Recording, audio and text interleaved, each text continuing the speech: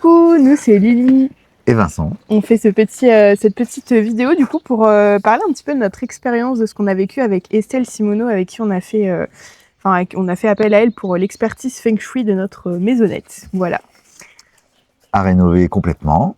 Voilà, donc on avait vraiment à cœur de pouvoir que cette rénovation soit en adéquation avec le lieu, mais aussi avec les énergies de chacun. Nous sommes donc 4 à la maison, plus les chiens. Plus 4 chiens. Oui. Voilà. Et voilà, oui, donc c'était une volonté de pouvoir être bien dans la maison à terme, et puis de trouver chacun son endroit, les parties de la maison où on peut être ensemble, où on peut être seul, où on peut vivre en harmonie sans heurts, et puis que l'énergie puisse circuler librement et qu'on soit pas, comment dirais-je, comme elle nous le disait pendant l'expertise, Estelle, pas dans des endroits où il ne faut pas être, où il ne faut pas faire certaines choses, quoi. Donc moi j'ai trouvé ça entre le diagnostic et puis la remise de son travail pour les conseils divers et variés sur la mise en place des chambres, des lits, des meubles, des espaces de vie. J'ai trouvé ça très complet et puis très intéressant en fait. Donc du coup, au niveau de son expertise, donc nous on a fait appel à elle donc pour une maison qui fait un peu plus de 150 mètres carrés. Donc on en a eu au niveau tarif pour un petit peu plus de 1 000 € pour cette expertise, sachant que du coup elle prend en compte l'intérieur de la maison mais aussi tout l'environnement extérieur. Donc s'il y a une route qui passe derrière, où sont positionnées les autres maisons, si on est dans un hameau par exemple, comme c'était notre cas. Enfin voilà, vraiment tout est pris en considération. Du coup, au niveau de l'expertise en elle-même, on a fait un premier rendez-vous qui a duré 3 bonnes heures, si je dis pas de bêtises. Ouais, 2-3 heures, ouais. Durant lequel, du coup, on était tous les 4, donc nous 2 plus nos enfants, et où chacun a vraiment eu son temps de parole, pour parler. Donc le Feng Shui agit sur 4 grands points. Donc il y a le bien-être, la santé, le relationnel et la prospérité, et du coup chacun de nous a pu avoir son temps de parole. On était tous ensemble, on a chacun notre tour fait le point un petit peu au début de cette expertise, où est-ce qu'on en était au niveau prospérité, au niveau professionnel, de la santé, etc. Voilà. Est-ce que t'as quelque bilan chose Non, j'ai rien à rajouter moi là-dessus. Donc voilà, puis du coup Estelle a travaillé, a œuvré pendant, je sais pas, 1 mois je crois, il me semble, j'ai pas trop de notion du temps, mais entre 3 semaines, 1 mois à peu près. Et puis ensuite on a fait donc un rendu d'expertise, donc là qui a duré à nouveau 3 heures, durant lequel donc elle nous a vraiment présenté complètement tout ce qu'on allait devoir, qu'on pouvait mettre en place ou non dans la maison pour améliorer du coup individuellement et tous ensemble ces 4 points que j'ai abordés juste avant. Donc on a récupéré le plan de la maison, donc pardon, sur lequel du coup il y a vraiment tous les positionnements pour la chambre de chacun, pour la salle de bain, le salon, vraiment absolument tout.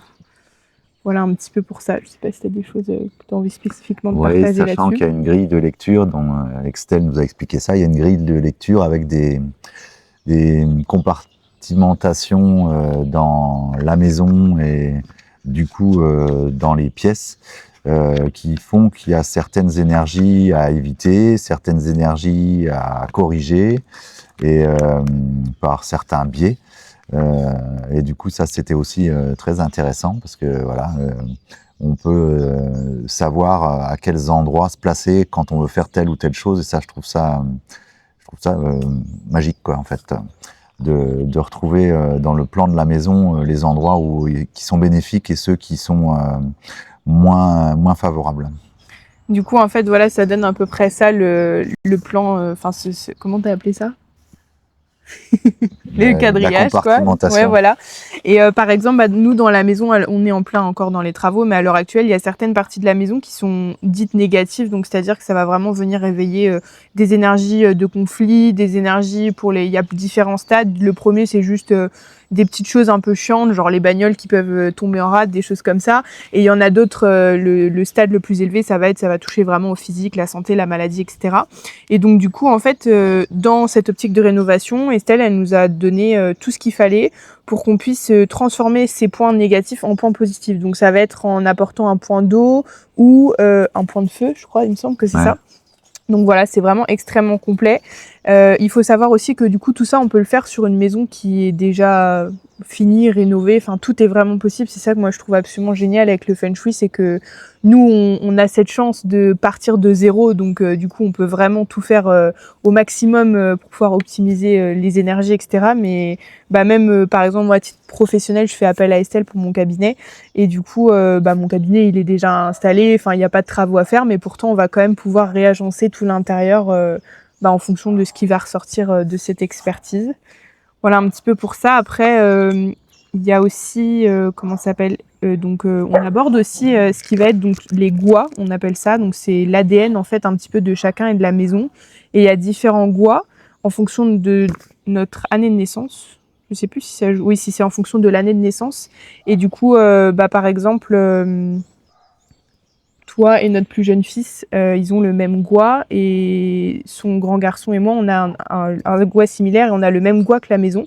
Donc au niveau en fait de l'agencement aussi, elle va pouvoir grâce à ça savoir un petit peu aussi où nous placer dans la maison par rapport à cette énergie-là qu'on peut avoir plus ou moins en affinité ou non avec la maison en fait, un petit peu. Ouais. Voilà, ça aussi je trouve ça super intéressant parce qu'on apprend plein de trucs, même nous sur ça rejoint un petit peu tout ce qui va être complémentaire comme l'astrologie, des choses comme ça. Il y a des petits points de traits de caractère ou de façon de faire qui peuvent expliquer certaines choses dans l'organisation de la maison, par exemple. Et moi, j'ai trouvé ça super intéressant personnellement. Oui, puis même à titre personnel, en fait, le fait qu'on soit... Elle nous demande aussi, pour nous placer sous le signe chinois, nous demande les dates de naissance, etc. et l'heure de naissance pour savoir de quel élément et quel signe on est, ce qui détermine un tempérament, quelques caractères, des choses un peu qu'on n'est pas censé, si on n'a pas cherché, on n'est pas censé connaître, et qui sont intéressantes d'apprendre parce que voilà, ça éclaire aussi certains pans de notre personnalité, et les connaître, ça permet aussi de s'adapter aux autres, et dans la maison aussi de faire en sorte que tout soit fluide et favorable. Donc voilà un petit peu, et du coup au niveau des positionnements dans la maison, par exemple, je prends l'exemple du lit, c'est ce qui a été le plus parlant pour ma part. On n'est pas sur le même gua tous les deux, donc on n'a pas forcément au niveau sommeil les mêmes besoins d'énergie qui nous traversent, mais on dort ensemble, donc il faut quand même choisir, privilégier l'un ou l'autre. Et étant donné que pour le coup c'est moi qui ai une santé un peu plus pourrie, on va dire, à la maison, par exemple pour le lit, on a privilégié du coup l'énergie qui est la plus favorable pour moi, qui me traverse. Elle est aussi favorable pour Vincent, mais un petit peu moins. C'est pas forcément son orientation idéale. Et du coup, pour pallier à ça, il existe donc des remèdes qu'on peut mettre en place. Il y a différents remèdes avec les différentes... comment ça s'appelle il y a donc je trouve pas le terme que je veux dire, les différents éléments et les différentes matières. Donc par exemple, il y a les remèdes, donc il y a le bois, il y a la terre, le feu,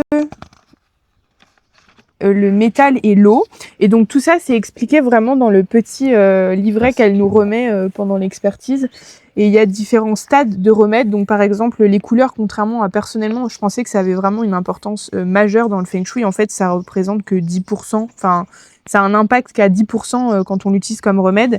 Alors qu'à l'inverse, un objet ou une matière, on va être à 60%. Et du coup, pour pallier à plein de petites choses comme ça, où il faut trouver un équilibre, là, quand on est 2 ou 4, il faut trouver un équilibre entre tout le monde, et on peut appliquer des petits remèdes comme ça pour que l'énergie soit au mieux favorable pour tout le monde. Ouais. Voilà, en tout cas, de ce que j'ai perçu de tout ça. Bien. Et voilà, oui, ça permet d'adapter en fonction de chacun et en fonction de tous ensemble. De pouvoir corriger un peu certains aspects énergétiques de la maison qui pourraient être néfastes, et en fait qu'on modifie et qu'on transforme en notre faveur, quoi. Et du coup, là, on n'a pas encore pu appliquer tout parce qu'on est on est en cours de la rénovation. On est au début même. Mais néanmoins, elle a quand même pu, Estelle, nous transmettre, par exemple, au début de la rénovation, on dormait en caravane et on a pu intégrer il y a quelques mois l'étage de la maison.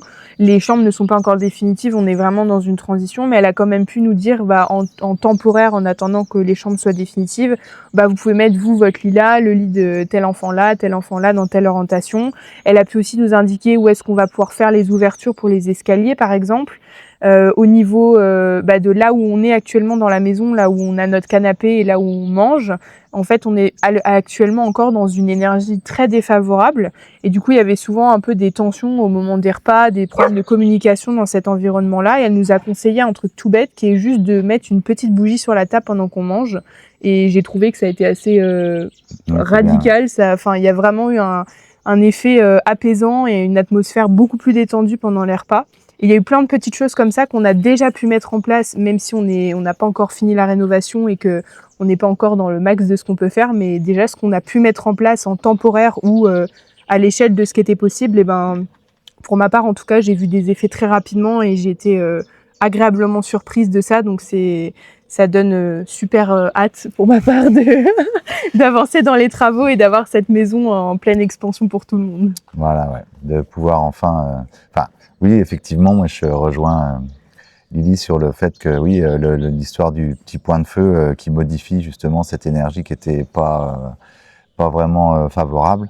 Je suis d'accord et oui, on a hâte de pouvoir enfin tout placer de la manière qui est bonne pour vivre bien dans notre maison. Enfin, c'est ça le but ultime en fait, vivre tous bien dans notre maison, chacun à sa manière et puis chacun dans son petit univers, dans son petit coin.